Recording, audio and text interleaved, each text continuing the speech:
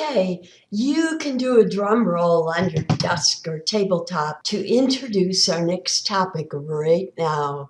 Introducing the Loeb brothers. Right. So this is the final figure that was posted for you this last week, and a really easy one. It just shows 4 lobes and 3 specialty areas. So notice the frontal lobe here in blue is involved in higher level functions. So things like impulse control, decision making, planning, language production, even personality and movement. So really higher level functions.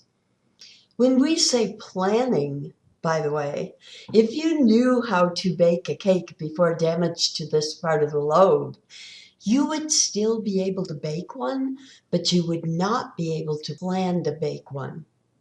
Imagine that. Now, the parietal lobe, here in yellow, processes tactile information, including pain.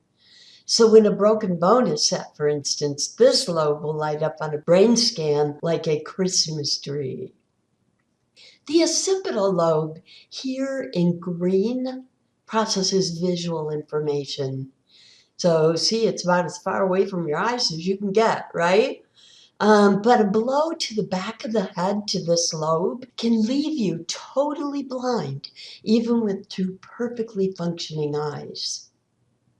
Now, the temporal lobe, here in yellow, processes the rest of the senses. The other 3, olfactory, which is smell, auditory, which is hearing, and gustatory, which is taste. Now notice those big, bold, white letters. Okay, these represent the location of our specialty areas.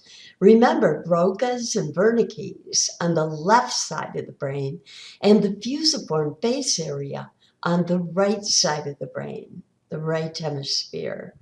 Notice that Broca's area is in the very back part of the left hemisphere frontal lobe.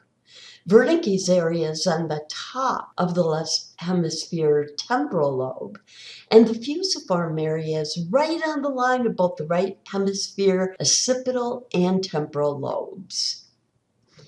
Here's a cool demo to help remember these locations. I want you to visualize this as if we are doing it in class with groups. And your next test question will refer to it that way, as if we did. So, first, your group gets a mind pack, which consists of a shower cap and different color, small 1-inch blank stick-em notes. On each of the 4 blue notes, you write one of the 4 lobes of the brain. On each of the pink ones, you write one of the 3 sensory processing areas. And on each of the yellow ones, one of the 3 specialty areas.